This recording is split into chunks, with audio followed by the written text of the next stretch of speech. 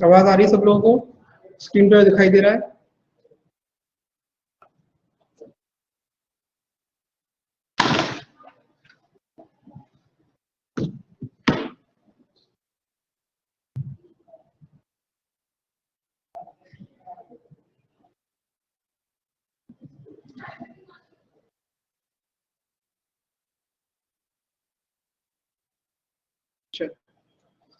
ठीक है, तो लास्ट क्लास में हमने डाउट सेशन था हमारा लास्ट फ्राइडे को, ठीक है, तो वहां पर हमने मेजॉरिटी ऑफ डाउट्स ले लिए थे।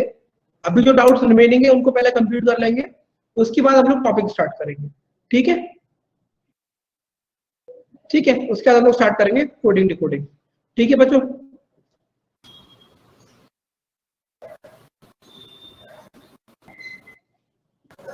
चलो कहां तक हमने डाउट्स कंप्लीट कर लिए थे एक बार बता दो मुझे।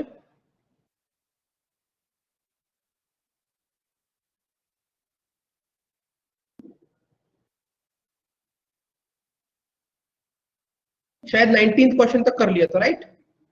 हाँ, क्वेश्चन नंबर 20, ये किसका डाउट था? 19 हो गया था नामी का शायद।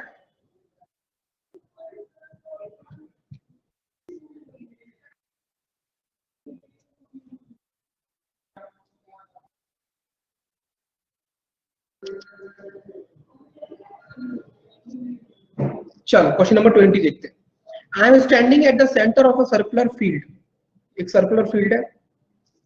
आई am standing at the centre of the circular field. I go down to south, south का मतलब नीचे की तरफ, to the edge of the field मतलब इसके सर्कमफ्रेंस पे, एंड देन टर्निंग लेफ्ट। अभी यहां से लेफ्ट टर्न करने का मतलब क्या हो गया, किस तरफ मुड़ेंगे? यहां से लेफ्ट टर्न करने का मतलब क्या हो गया? इस तरफ, ईस्ट की तरफ। ओके, आई टर्न लेफ्ट, कहां लिखा है? हाँ, and then turning left I walk along the boundary of the field equal to 3/8 of its length. 3/8 of its length का मतलब क्या होगा ये बताओ मुझे। देखो, अगर मैं इसको इस तरीके से कैसे बना लूं, क्वाड्रेंट जैसे हम लोग बनाते हैं ना, नॉर्थ साउथ ईस्ट वेस्ट, ठीक है, और ये क्या होते हैं आपके? So 3/8 of its circumference. North south west east होता है, ये आपके कार्डिनल डायरेक्शंस होते हैं। तो टोटल ये 8 पार्ट्स में डिवाइड हो गया, तो टोटल का 3/8, इसका मतलब क्या हुआ, यहां से लेफ्ट टर्न करूंगा तो किस तरफ जाऊंगा?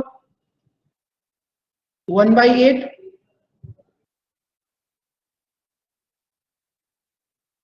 2/8, 3/8। तो अब मैं कहां पे आ जाऊंगा? इस पॉइंट पे, मतलब नॉर्थ ईस्ट में आ जाऊंगा। साउथ वेस्ट नहीं होगा, नॉर्थ ईस्ट होगा अंशिका। अच्छा आंसर बता रहे हो, ठीक है, तो इस पॉइंट पे आ जाऊंगा मैं। कहां पे जाऊंगा? नॉर्थ ईस्ट पे। Then I turn west. अब यहां से वेस्ट टर्न करने का मतलब क्या है? इस तरफ देखना, किस तरफ? इस डायरेक्शन में, ठीक है, and go right across to the opposite point on the boundary. अब यहां से वेस्ट मुड़ने के बाद right across to the opposite point of the boundary. Opposite point कौन सा होगा यहां से? ये वाला होगा, यस और नो? ये वाला अपोजिट पॉइंट होगा इसके, ठीक है, to the opposite point on the boundary in which direction am I from the starting point। तो आपका स्टार्टिंग पॉइंट ये था, इसके स्टार्टिंग पॉइंट का डायरेक्शन आप किस तरफ हो? South west. क्लियर हुआ जिसका भी डाउट था ये?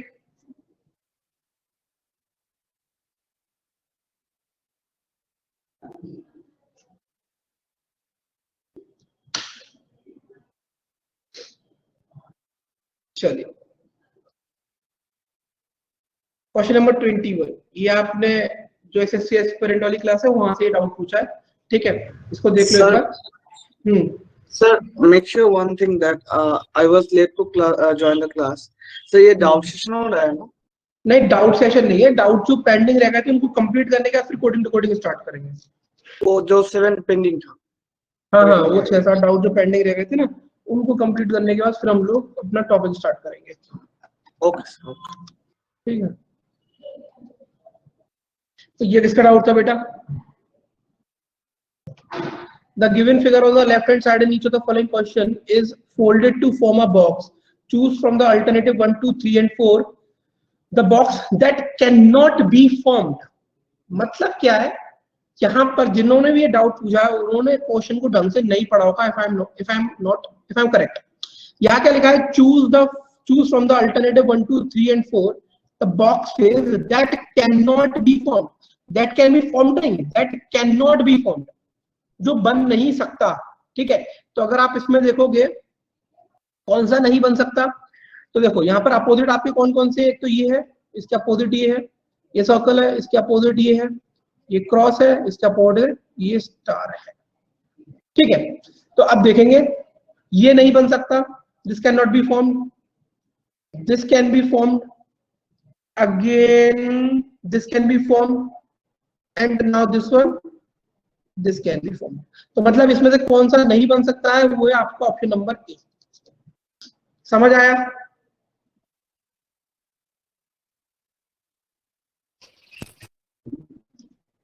समझ आया बेटा? इसका भी डाउट एक बार बता दो मुझे।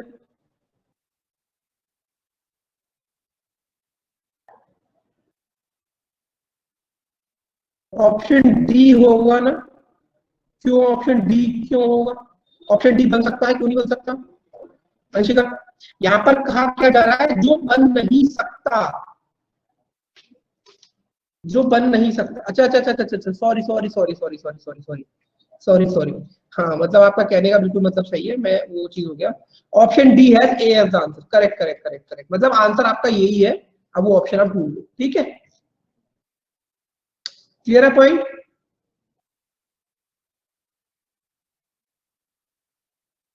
चलो ठीक, चलिए ये वाला भी डाउट था आपका किसी का। Here four positions of a Q are shown. Which sign will be opposite to plus? तो कौन सा साइन अपोजिट टू प्लस होगा? तो इसको कैसे कर सकते हैं, जैसे कि ये मैं, हाँ ये तो इजी नहीं है क्योंकि यहाँ पर ठीक है, आप क्या कर सकते हो, इन दोनों को ले लो, पहले को और थर्ड को, percentage multiply 0, percentage plus dollar. तो किसके अपोजिट, प्लस के अपोजिट क्या हो गया, मल्टीप्लाई। 0 का अपोजिट क्या होगा, डॉलर का, परसेंटेज का अपोजिट क्या हो जाएगा, माइनस। समझ आया? जिसका भी डाउट था ये मुझे भेजा गया था डाउट टेलीग्राम पर, बताओ क्लियर है?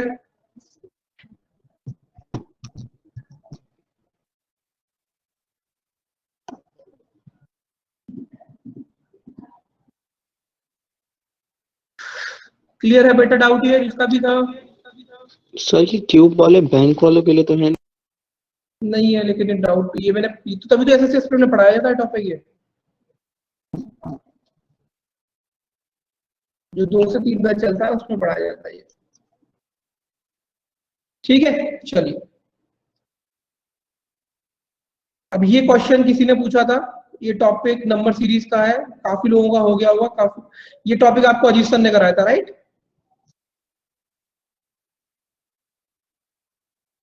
चलो, तो देखो यहाँ पर एक बड़ी सिंपल बेसिक सी चीज है, यहाँ पर लॉजिक पकड़ना होता है। ठीक है, अभी आप यहाँ पर एक चीज देखो, जब सीरीज को आप ऑब्जर्व करते हो तो ये देखो कि पहले डिफरेंस कम है, फिर डिफरेंस बहुत तेजी से बढ़ रहा है। ठीक है, तो जब इतनी तेजी से कोई डिफरेंस ग्रो कर रहा है, इसका मतलब कहीं ना कहीं वो डिवीजन चल रहा है या फिर मल्टीप्लिकेशन चल रहा है, लेकिन ये रिड्यूस फैक्टर है तो यहाँ पर डिवीजन चल रहा होगा। जैसे कि 107 डिवाइड बाई 1 करोगे, -1 कर दोगे तो 106 आ जाएगा। 106 को डिवाइड बाई क्या करोगे, 2 करोगे, -2 कर दोगे तो क्या आएगा, देखो नहीं देखो 106 माइनस 106 डिवाइड बाई 2 -1 करोगे तो क्या होगा, 106 कितना होगा, 53 -1 52। ठीक, 52 डिवाइड बाई 3 करोगे और -1 करोगे तो कितना आ जाएगा, देखो ये आपका होता है समथिंग 17.3, और उसमें से एक घटा दोगे तो क्या आ जाएगा 16.3। इसका मतलब क्या है कि यहाँ पर डिवीजन फैक्टर है ये 1 से बढ़ रहा है और ये सब्ट्रैक्शन है ये कांस्टेंट है। ठीक है, अभी यहाँ पर क्या आ गया, 16.3 आ गया, तो 16.3 डिवाइड बाई 4 -1 कर लेना, ये आपका आंसर आ जाएगा।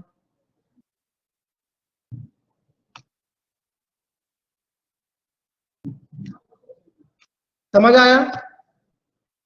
16.3 डिवाइड बाई 4 -1 कर लोगे, आंसर आ जाएगा। आंसर आपका लगभग ये आएगा, ये आपका हो जाएगा 4 पॉइंट, वाला आंसर आएगा ऑप्शन नंबर सी। ठीक है,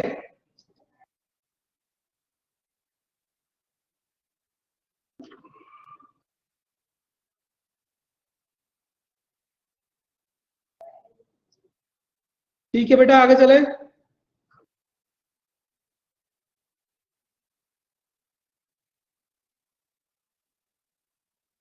क्वेश्चन नंबर 24, वापस से आपका स्लॉट्स का डाउट था ये। सम एप्पल आर बीज,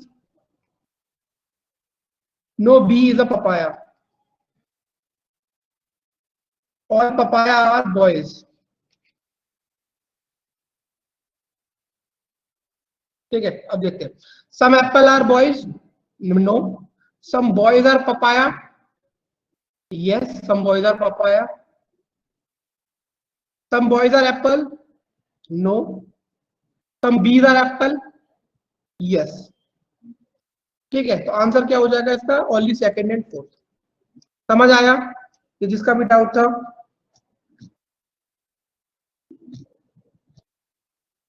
समझ आया जिसका भी डाउट था ये?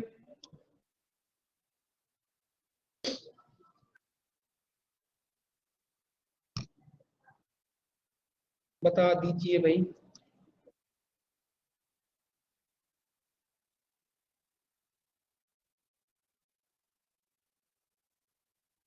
ऑप्शन गलत था, ओके कोई बात नहीं सर, आंसर की में ऑप्शन भी दिया था उसका आंसर। कोई बात नहीं, कोई बात नहीं, ऑप्शन को गलत होने दो, आपके लॉजिक हमेशा सही रहेंगे। ठीक है बेटा, ऑप्शन तो उधर हो सकते हैं, ह्यूमन तो रहते हैं, हम भी तो ह्यूमन एरर कर सकते हैं ना।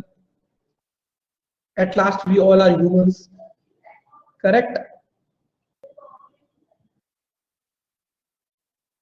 चलिए फिर क्वेश्चन नंबर 25 देखो।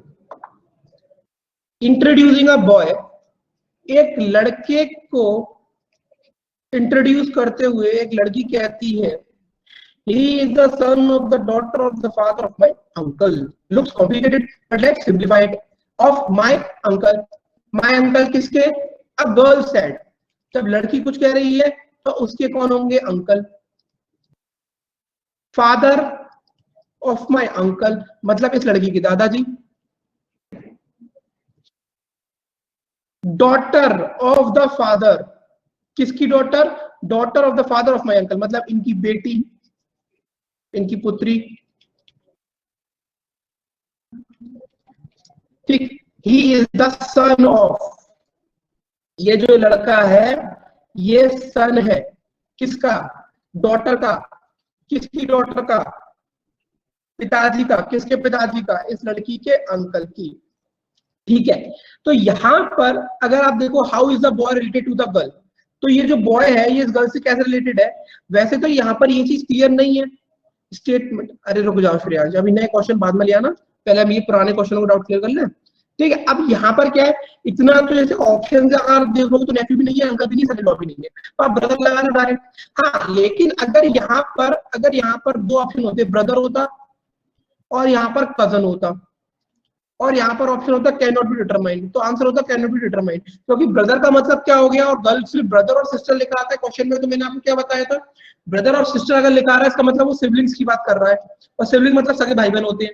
कजन का मतलब क्या होता है, चाहे चाचा का हो, चाहे ताऊ का हो, चाहे मामा का हो, चाहे मौसा का हो, किसी का भी हो। लेकिन अब यहाँ पर ऑप्शन ही ऐसे है तो आप सिंपली ब्रदर टेक कर सकते हो। समझ में आया? इसका भी डाउट है?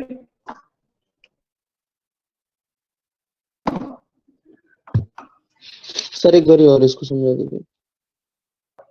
देखो, ऐसे कॉम्प्लिकेटेड क्वेश्चन के लिए मैंने आपको तरीका बताया है भाई, माई से शुरू करो और धीरे धीरे करके पीछे की तरफ खिसकते चले जाओ, चीजें अपने आप क्लियर हो जाएंगी।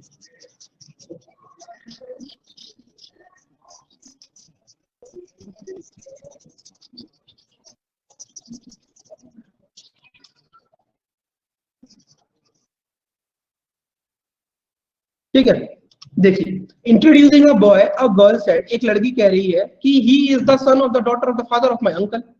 श्रेयांश कंक्लूजन बोलो। अरे अभी रुक जाओ, तुम दोनों अपनी अलग खिचड़ी बना रहे हो। ठीक है, चलो। Introducing a boy a girl said something, what did she said? My uncle, मतलब माय अंकल का मतलब क्या हो गया, ये इस लड़की के अंकल। डॉटर, अब यहां से देखेंगे my uncle. Father of my uncle मतलब दादाजी इस लड़की के। डॉटर ऑफ द फादर मतलब इनकी बेटी। सन, मतलब ये जो लड़का है ये इस बेटी का, मतलब ये इनका बेटा है, ये जो बॉय है ये है, ठीक। तो अब लड़की और ये लड़का एक ही जनरेशन में आ रहे हैं, मतलब या तो ये कजन होंगे या तो ये लड़का इसका भाई हो जाएगा, बात खत्म। समझ में आया? Yes sir. ठीक है। क्या कह रहे हैं श्रेयांश? श्रेयांश कह रहे हैं कुछ, all black are white, all black are white, no white are brown. तो कंक्लूजन तो बोल लो भाई अब।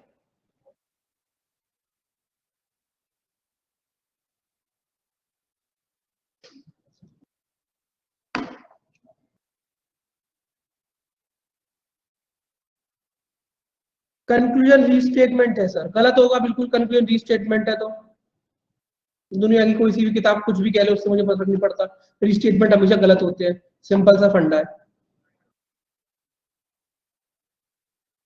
मॉक टेस्ट में पूछा यार, मॉक टेस्ट नंबर कौन सा था ये? अनमोल और श्रेयांश को मॉक टेस्ट नंबर बताना। सही 21 वाला था। 21 वाला तो एक बार मैं देख लूंगा, क्योंकि बेटा अभी लास्ट एक 2-3 जो मॉक टेस्ट है वो मैंने नहीं प्रिपेयर करे, ठीक है, तो मैं ध्यान दे लूंगा इस चीज पे। अच्छा, वो- उसकी यार मॉक टेस्ट की चिंता मत करो, यहाँ पे 9 नंबर 2 नंबर 3 नंबर कमा रहे, कोई फर्क नहीं पड़ रहा। अपने सिर्फ लर्निंग ग्राफ की तरफ देखो, लर्निंग बढ़ रही है, बात खत्म। गलत होता है किसी भी किताब में सही भी लिखा हो तो भी मैं इसको नहीं मानूंगा, ठीक है, लेकिन बैंकिंग एग्जाम में एसएससी के एग्जाम में आके तो वहां गलत मिलेगा, इतनी गारंटी मैं ले रहा हूँ, ठीक है। बाकी चिल करो, कोई दिक्कत नहीं। अभी इसमें अगर तो फर्स्ट वाला ट्रू होगा, सेकंड वाला फॉल्स होगा। भी कौन सा कह रहे हो यार? अच्छा सर, सेकंड कंक्लूजन रीस्टेटमेंट, अच्छा अच्छा, कंक्लूजन पहला है नो ब्राउन इज ब्लैक, तो नो ब्राउन इज ब्लैक तो ठीक है।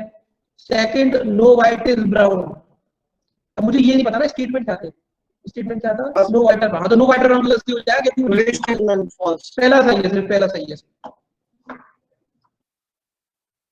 ठीक। रिलैक्स रहो। अगले जो अभी इस वीक से आपको जो बैंक का मॉक टेस्ट है वो मैं जो बनाऊंगा वो मिलेगा आपको, ठीक है। बैंक का मॉक टेस्ट मैं प्रिपेयर करूंगा आपको। चलो सर तैयार है जैसे ना? मैं अभी मॉक पहली बार दिया था बैंक का, तो उसमें कुछ अप्रोच बता सकते हो क्या? जैसे इसमें 100 क्वेश्चंस होते हैं उसमें, हाँ। और ये आपको करंट अफेयर भी नहीं होता जो 5 मिनट में हो जाता है, जैसे एसएससी में हो जाता है। नहीं तो करंट नहीं आता इसमें, इसका पैटर्न ही नहीं है वो हाँ, वाला। जैसे मैं कह रहा हूँ कि 5 मिनट में 25 क्वेश्चन हो जाते हैं उसमें एसएससी देखो में। एक बात बताऊं मैं आपको, वो छोड़ो। एसएससी की कट ऑफ और बैंक की कट ऑफ पता है आपको? बैंक एसएससी की कट ऑफ जाती है 160 प्लस, ठीक है, और एसबीआई पीओ, आईबीपीएस पीओ, अगर मैं 100 में से बात कर लूं तो एसएससी कट ऑफ जाती है 80 plus. SBI PO, IBPS PO, RRB PO, इनकी कट ऑफ जाती है आपकी 100 में से 55-65 के बीच में, ठीक है। तो उतना टेंशन मत लो कि वो सबके संग सेम चीज रहती है, आप बस फोकस रखो एक्यूरेसी पे। अगर आपकी एक्यूरेसी अच्छी होती है किसी सेक्शन में, आपको पता है, अगर आप जैसे कि मैथ का सेक्शन की बात करो, अगर आप मैथ के सेक्शन में 35 में से 21 क्वेश्चन अटेम्प्ट करके आओ एसबीआई पीओ में, और आपके 21 के 21 क्वेश्चन सही हो जाएंगे ना, तो आपको 24 या 25 नंबर मिलते हैं, आपको बोनस मार्क मिलता है एक्यूरेसी का। अगर आप 5 नंबर का डीआई पूरा सॉल्व करते हो सही, मतलब आपकी 5 और डीआई सही है, तो उसका आपको 1.5 नंबर बोनस मिलता है। इस तरीके से मार्किंग होती है बैंक में, इसलिए एक्यूरेसी पे खेलो, ज्यादा बेटर है। और इसमें सेक्शन कट ऑफ तो होता होगा बैंक में? सेक्शन कट ऑफ आपका होता है आईबीपीएस में और आरआरबी में, मतलब जो भी आपका आईबीपीएस कंडक्ट कराता है आरआरबी, और आरआरबी का कराता है और आईबीपीएस खुद का भी कराता है, उसमें सेक्शनल कट ऑफ है। एसबीआई पीओ में सेक्शनल कट ऑफ नहीं है, आपको ओवरऑल कट ऑफ क्लियर करनी पड़ती है, ठीक है। सेम चीज क्लर्क के साथ है।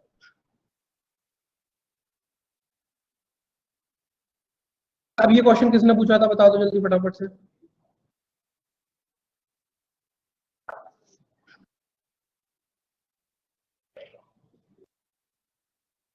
ये क्वेश्चन किसने पूछा था जल्दी बता दो। ये क्वेश्चन मेरे पास सबसे लास्ट में आया था, ये क्वेश्चन आया था मेरे पास फ्राइडे को सुबह 10:15 बजे। जल्दी बताने की वो कर लो, किसने पूछा था क्वेश्चन?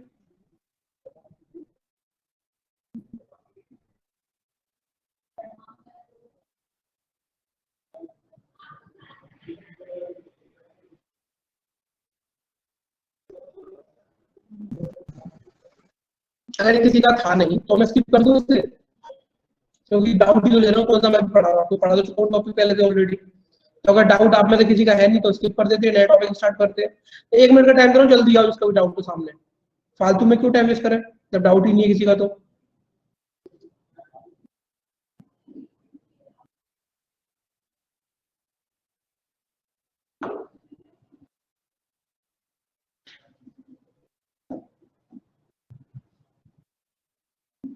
सर लास्ट आप ब्लड रिलेशन की कोडिंग बता रहे थे, ब्लड रिलेशन की कोडिंग तो खत्म हो गई थी, आप लेट हो सकते हो, आप लास्ट क्लास देख लो।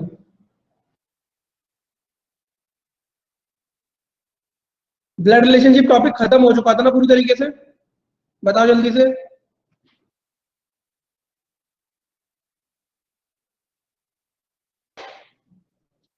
हाँ कंप्लीट हो गया था, ठीक है। तो अभी जिसका भी डाउट है अगर वो है नहीं तो फिर बता के फायदा नहीं है बाद में वो। चलो एक काम करता हूँ, मैं इसको सॉल्व कर देता हूँ, रिकॉर्ड सेशन में देख लेंगे, ठीक है। देखो, study the following information can free to answer the given question. There are 7 members in the family of 3 generation. No single person has a child. किसी भी सिंगल व्यक्ति का बेटा या बेटी नहीं है। R's father mother's husband is N. V is the only daughter of T. P is the mother of Q, who has 2 siblings. P is not married to N. S is the member of the family. चलो कितने लोग हैं, 7 member है, 1 2 3 4, ठीक। अब देखो, ठीक है, पी की शादी एल से नहीं हुई है, पी की शादी एल से अगर नहीं हुई तो एक बार बताओ, पी की शादी अगर एल से नहीं होती तो पी की, अब यहां पर क्या लिखा हुआ है, ये 3 जनरेशन की फैमिली है, 3 जनरेशन की फैमिली है। अगर पी की शादी एल से नहीं हुई इसका मतलब पी यहां तो आ नहीं सकता, क्योंकि अगर पी यहां पे आएगा तो क्यू नीचे सरक जाएगा, इसका मतलब ये 4 जनरेशन हो जाएंगी, इसका मतलब पी यहां पे आएगा। पी की शादी आर के फादर से, हाँ वही बोल रहा हूँ, ठीक।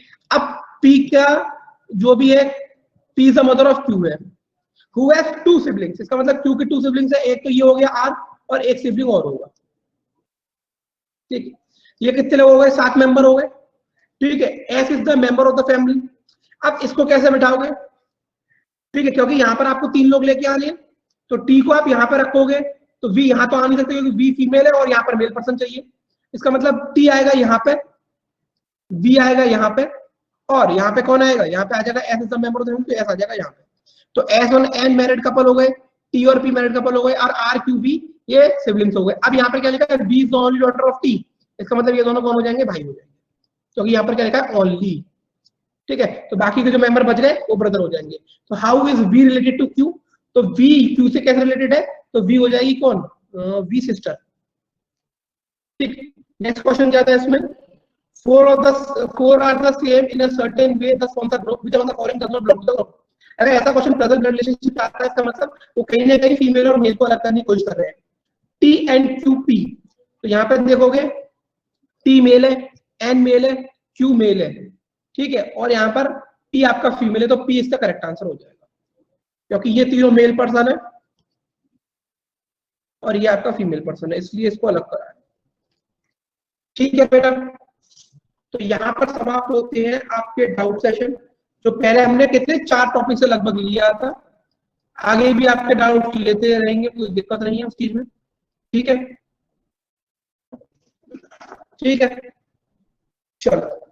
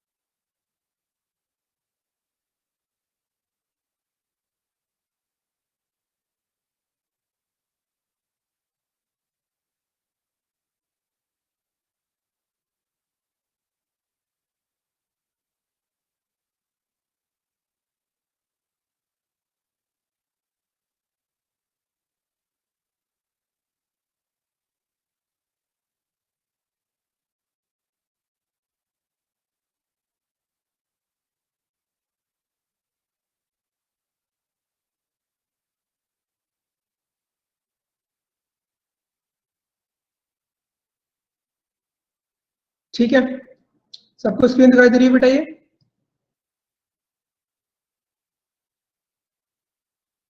चलो ठीक है, तो अब हम लोग स्टार्ट करेंगे क्या, कोडिंग डिकोडिंग स्टार्ट करेंगे। ठीक है, देखो कोडिंग डिकोडिंग ये जो टॉपिक है ये आपका इक्वली इंपॉर्टेंट है, कलरफुल बैकग्राउंड ठीक है, ये जो टॉपिक है ये आपका इक्वली इंपॉर्टेंट है बेटा। इक्वली इंपॉर्टेंट कहने का मतलब क्या है, ये आप मेरी बात को ध्यान से सुनना, ये बैंकिंग के लिए इंपॉर्टेंट है और ये आपका एसएससी के लिए भी इंपॉर्टेंट है। कैसे है अब मैं बताऊंगा, इस बात को ध्यान सुनना। देखो एसएससी में आपने अगर अभी टॉपिक पढ़ोगे एनालॉजी या क्लासिफिकेशन, ठीक है, एनालॉजी और क्लासिफिकेशन में पढ़ते वक्त जो कॉन्सेप्ट यूज होते हैं वो आपके इधर से यूज होते हैं कोडिंग डिकोडिंग से, ठीक है, और डायरेक्ट क्वेश्चन भी आता है कोडिंग डिकोडिंग से, और वहां पर जो टॉपिक्स में क्वेश्चन यूज करे जाते हैं, क्वेश्चन सॉल्व करते हैं, उनका भी कॉन्सेप्ट इनसे पिक किया जाता है। उसके बाद आती है बैंकिंग की बात। बैंकिंग के लिए भी ये टॉपिक इक्वली इंपॉर्टेंट है। बैंकिंग के प्री में भी ये 3 मार्क्स से 4 मार्क्स तक का क्वेश्चन आता है और मेंस में भी 3 मार्क्स से 4 मार्क्स तक का क्वेश्चन आता है, तो दोनों लोगों के लिए ये टॉपिक काफी इंपॉर्टेंट है। अब बैंकिंग वालों को क्या पढ़ना है, तो सब पढ़ना है। एसएससी वालों को कहां तक पढ़ना है और क्या चीज स्किप करनी है वो मैं बता दूंगा। ठीक है, चलो स्टार्ट करते हैं टॉपिक को।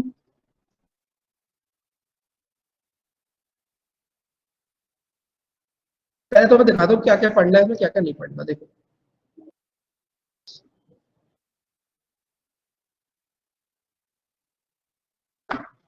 चलो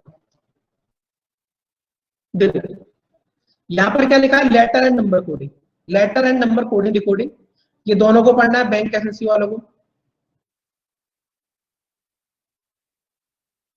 उसके बाद आता है कंडीशनल कोडिंग डिकोडिंग, ये आपको पढ़ना है सिर्फ बैंक वालों को मेंस के लिए। फिर आता है सब्स्टिट्यूशनल कोडिंग डिकोडिंग, जिसमें से जो ओल्ड पैटर्न है ये पढ़ना है बैंक प्लस एसएससी दोनों को, लिख लेना अपने अपने हिसाब से। ये न्यू पैटर्न है आपका, ये एसएससी वालों को बिल्कुल नहीं पढ़ना, ये सिर्फ बैंक के मेंस में आता है। और ये वाला फोर्थ वाला ये एसएससी वालों को पढ़ना नहीं है, ये आता है बैंक के मेंस में। और ये ओल्ड पैटर्न ये बैंक वालों को पढ़ना है, ये बैंक वाले के प्री में आता है। ये वाला old pattern bank plus SSC दोनों को पढ़ना, लेकिन ये बैंक वालों के प्री में आता है। यहाँ पे लिख दे, ये बैंक के मेंस में, ये बैंक के मेंस में। ये कंडीशनल कोडिंग डिकोडिंग ये सिर्फ बैंक के प्री में नहीं आता, ये बैंक के मेंस में आता है। और उसके बाद ये बैंक के प्री में और एसएससी में आता है, ये वाला लेटर टू नंबर कोडिंग। समझ आया क्या पढ़ना है, कैसे पढ़ना है, किनको क्या पढ़ना है, किनको क्या नहीं पढ़ना।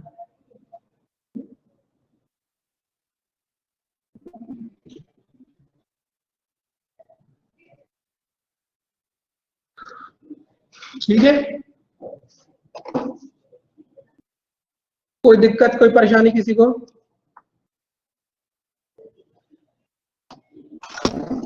अच्छा हाँ, अच्छा, यहाँ पर मेरी जितनी भी फीमेल स्टूडेंट्स हैं, जितने भी मेरे फीमेल स्टूडेंट्स हैं, उन सभी बालिकाओं को अंतरराष्ट्रीय महिला दिवस की बहुत बहुत शुभकामनाएं।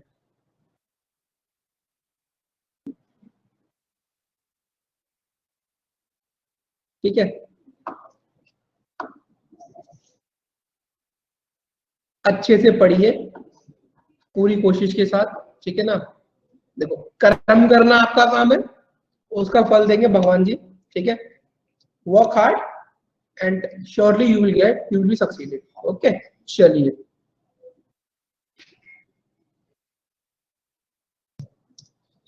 ओके तो यहाँ पर ये टॉपिक काफी वास्ट है, ठीक है। इसको पढ़ाने का तरीका थोड़ा सा आपको हो सकता है स्टार्टिंग में मेरा और लगे, लेकिन मेरी कोशिश ये रहती है कि पहले आप क्वेश्चंस को करना सीखो, ठीक, और फिर उसी पैटर्न से जब आप प्रैक्टिस करोगे तब आपकी स्पीड बन जाएगी। लेकिन एक्चुअल में होता क्या कि अगर आप उस तरीके को अप्लाई नहीं करते हो तो आपको क्वेश्चन को क्रैक करने में बड़ी मुश्किल होती है, ठीक है, क्योंकि यहाँ पे सारा जो खेल चलता है वो पैटर्न के ऊपर चलता है, ठीक है। तो देखो यहाँ पर सबसे पहले हम लोग जो बात करेंगे वो बात करेंगे लेटर टू लेटर कोडिंग की।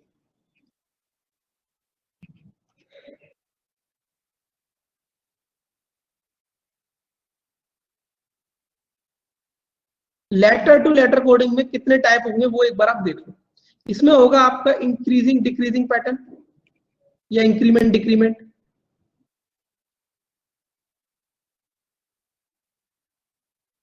इसी में होगा आपका शफलिंग, इसी में होगा आपका डायरेक्ट डिनोशन या डायरेक्ट डिनोट। ठीक है, तो यहां पर लेटर टू देखो, इसमें लेटर टू लेटर कोडिंग पढ़ेंगे, फिर लेटर टू नंबर कोडिंग पढ़ेंगे। ठीक है, पहले फोकस करेंगे लेटर टू लेटर कोडिंग पे। लेटर टू लेटर कोडिंग कितने टाइप है इसमें? Increment decrement shuffling direct denote. ये दोनों जो इसमें है ना, ये वाले, इनमें तो कोई दिक्कत होती नहीं ज्यादा खास, इसमें लोग स्ट्रगल करते हैं थोड़ा सा। तो वो स्ट्रगल को दूर करने के लिए एक तरीका सीखेंगे, उस तरीके से चलेंगे तो चीजें थोड़ी सी आसान लगेंगी। ठीक, अब जब आप लेटरों के संग खेलने वाले हो, तो क्या आप में से ऐसे कितने लोग हैं जिसको ये पता है कि 18 नंबर पे कौन सा लेटर आता है, 23 नंबर पे कौन सा लेटर आता है, 7 नंबर पे, 13 नंबर पे, 24 नंबर पे, 19 नंबर पे, अगर बिना किसी टाइम को वेस्ट करें? कितने लोगों को ये चीज बाय हार्ट है? कितने लोगों को ये चीज बाय हार्ट है बेटा?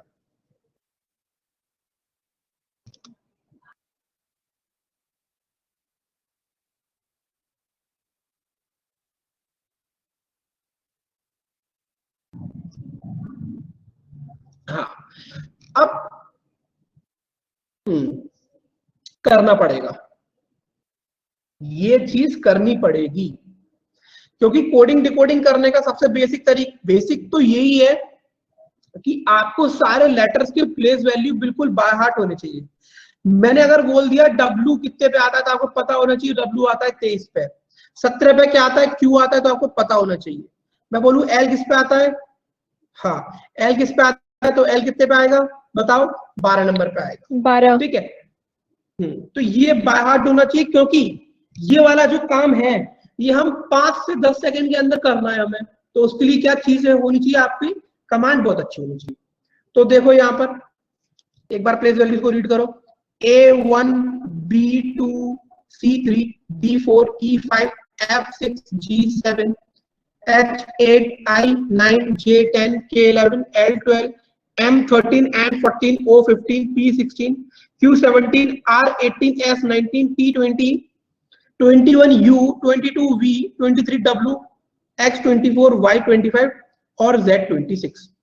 ठीक है, अब यहां पर स्टार्टिंग में थोड़ी हेल्प अगर आप चाहो अपने आप से, तो क्या कर सकते हो कि यहां पर ये जो चेक पॉइंट से इन्हें याद कर लो, 5 10 15 20 और 25। इससे स्टार्टिंग में थोड़ी सी आपको हेल्प मिलेगी, क्योंकि आपको पता है कि 5 पे ई आता है तो आप ई से +-5 हो सकते हो, J10 पे आता है तो उससे +-5 जल्दी से हो सकते हो, T20 पे आता है तो उससे सिमिलरली O15 पे आता है। तो ये थोड़ी आपकी हेल्प करेगा। ठीक है, लेकिन at the end of the day आपको ये सब कुछ बाय हार्ट होना चाहिए। क्या समझ पाए इतनी सी बात?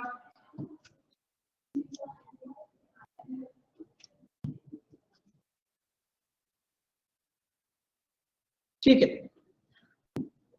ओके, तो यहां तक तो आप सोच रहे होंगे सर चलो ठीक है, ये काम हम कर लेंगे, ये काम हम कर लेंगे। लेकिन अगर मैं आपसे ये बोलूं कि मुझे इनकी रिवर्स प्लेस वैल्यू भी पता होनी चाहिए, तो फिर आप क्या बोलोगे, सर ये ज्यादा हो रहा है। अब मतलब अगर मैं ये बोलूं आपसे अगर ये बोलूं कि 7 नंबर पर रिवर्स में क्या आएगा, तो आपको अच्छा लगेगा कि सर ये भी याद करना है?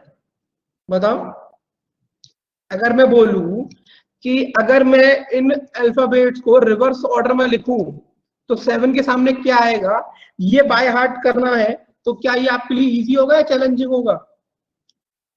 करना ही नहीं पड़ेगा, अगर 26 से माइनस कर दूं तो एक्चुअल उसका पोजीशन पता चल जाएगा। हाँ ठीक है, मतलब बढ़िया, बहुत बढ़िया मितांशु। चैलेंजिंग है। तो वो चीज मैं आपकी हेल्प कर सकता हूँ, लेकिन फॉरवर्ड डायरेक्शन आपको याद करना पड़ेगा।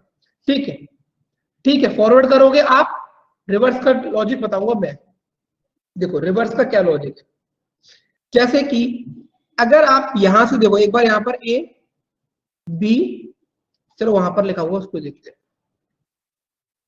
अगर आप यहां पर स्टार्ट करो लिखना, इसके नीचे A B C D E F G H I J K L M N O P Q R S T U V W X Y और जेड। ठीक है, अब देखो यहां पर ये सब अब सब क्या लिख दिया, ये सारे अपोजिट पेयर लिख दिए मैंने, सारे अपोजिट पेयर लिख दिए, है ना। अब एक चीज देखो, इनकी जो प्लेस वैल्यू है फॉरवर्ड डायरेक्शन में, इनकी जो प्लेस वैल्यू है फॉरवर्ड डायरेक्शन में, और इनके अपोजिट वालों की जो प्लेस वैल्यू है फॉरवर्ड डायरेक्शन में, उन दोनों का सम कितना बन रहा है हर पेयर के लिए।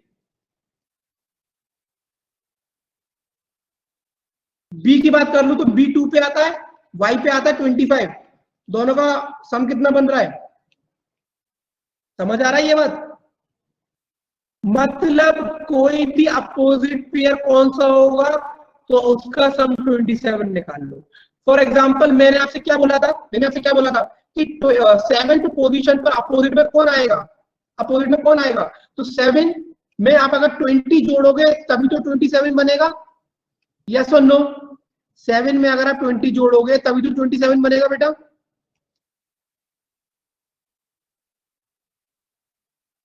यस, तो हाँ जो भी है, 7 में आप 27 जोड़ोगे तो 20 बनेगा।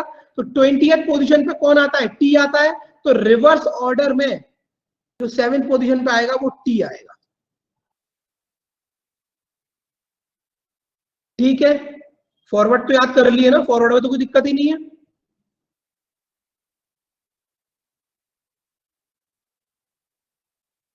जैसे मैं बोलूं, अगर मैं बोलूं आपसे कि सी के अपोजिट क्या आएगा, मतलब बेसिकली 3 पे क्या नंबर, 3 पे क्या अल्फाबेट आना चाहिए रिवर्स ऑर्डर में, तो आपको पता है कि 3 में अगर मैं 24 ऐड करूंगा तो 27 बनेगा।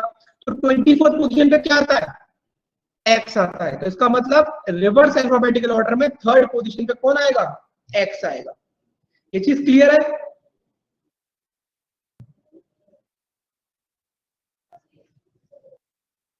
चलो ठीक है, ओके। तो इसको हम बेटा क्या बोलते हैं, इसी को हम लोग बोलते हैं सम 27 रूल।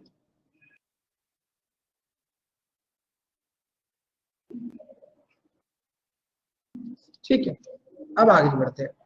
हमें करना क्या होगा इसमें, जैसे कि उदाहरण के तौर पर क्वेश्चन लेता हूं, यहां पर मैं किसी का नाम ले लेता हूं, मैं दीप्ति का नाम यहां पर लिख लेता हूं।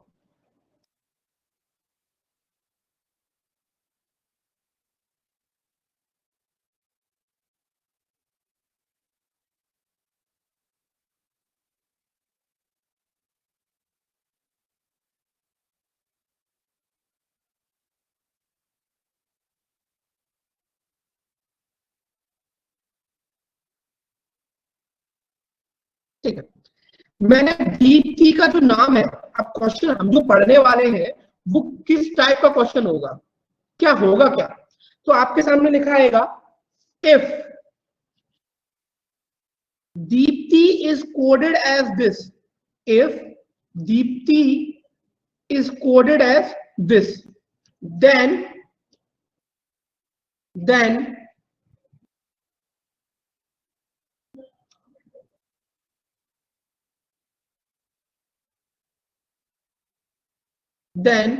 in the same language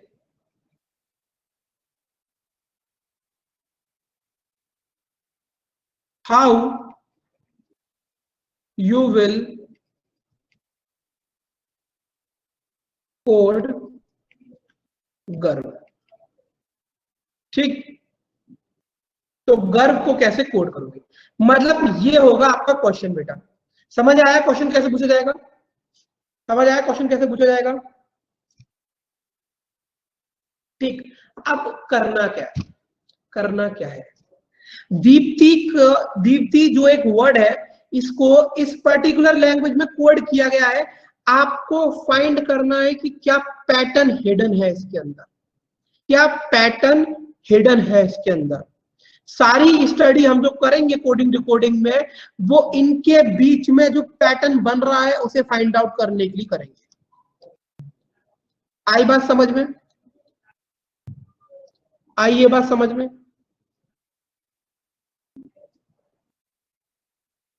अभी किसी को आइडिया लग रहा होगा कि इसमें क्या पैटर्न हो सकता है? कोई भी आइडिया किसी को लग रहा है?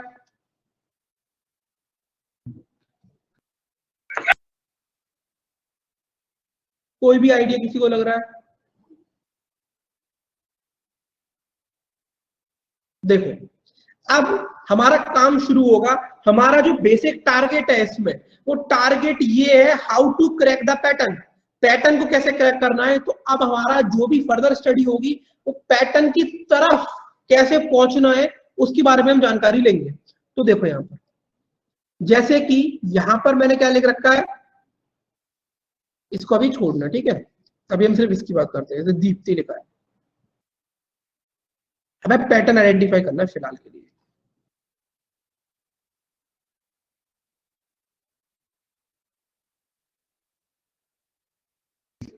OYTHGE,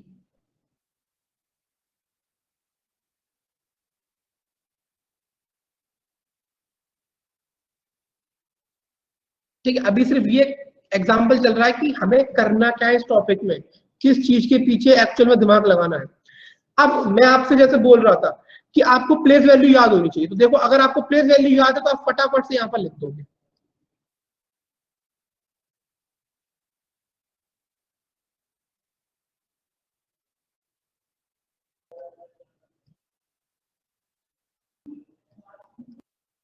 उसके बाद देखो यहाँ पर,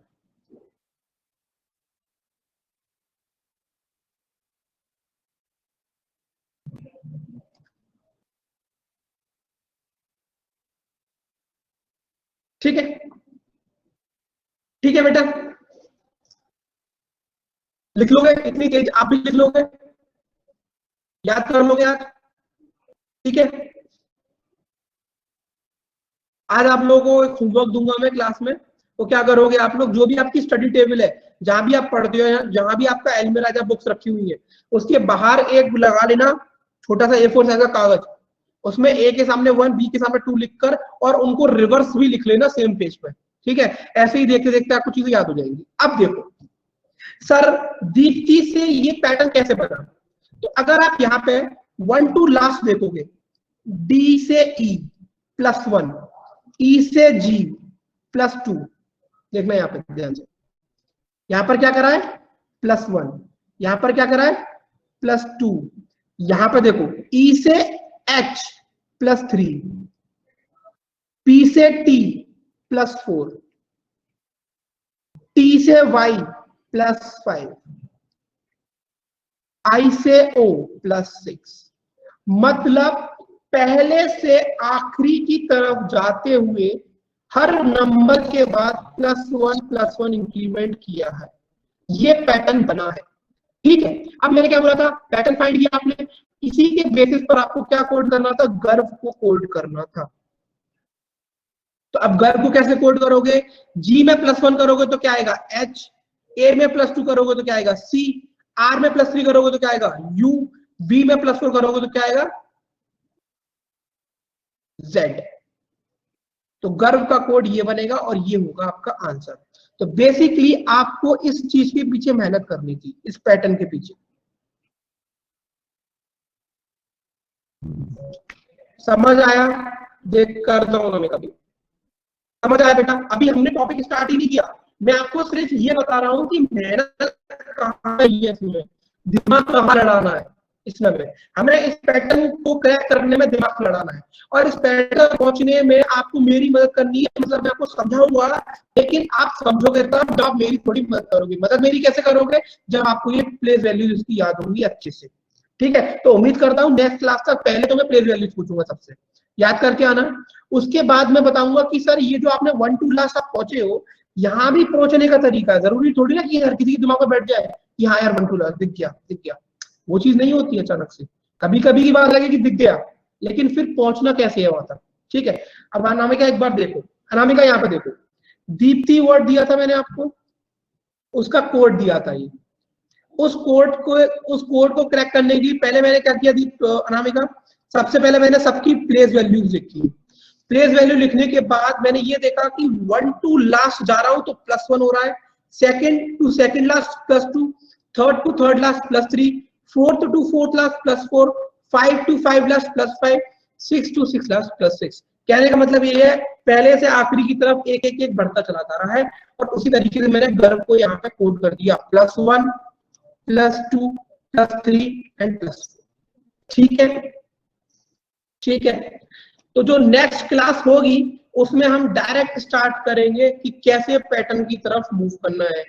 समझ आई सबको इतनी सी बात?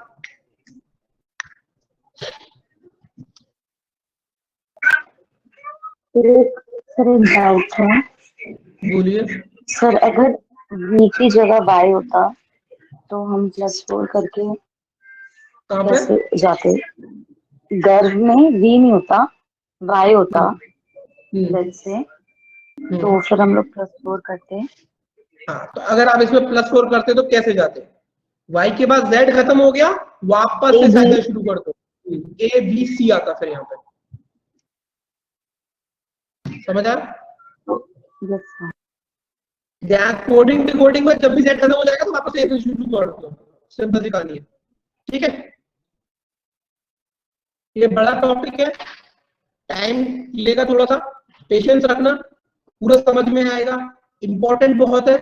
ठीक है, अच्छे से करेंगे, हड़बड़ी नहीं करेंगे, आराम से करेंगे, प्रैक्टिस के साथ प्रॉपर तरीके से। ठीक है, कोई दिक्कत कोई समस्या किसी को?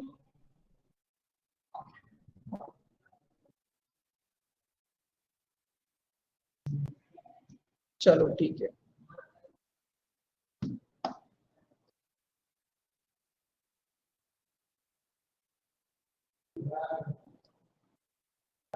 वेटेज कितना है इसका बैंक? श्रेयांश में बता दो चुका वेटेज इसका यार, 3 से 4 मार्क्स का बैंक में है, और एसएससी में आपका कम से कम 2 से 3 क्वेश्चन आते हैं इसके। सबसे इंपॉर्टेंट टॉपिक अगर बोलोगे एसएससी में तो यही है, क्योंकि वो ये कैसा टॉपिक है, ये ऐसा टॉपिक है 2-3 क्वेश्चन आते हैं, बाकी सब टॉपिक एक क्वेश्चन आता है। चलो बाय बाय, टेक केयर, मिलते हैं नेक्स्ट क्लास में।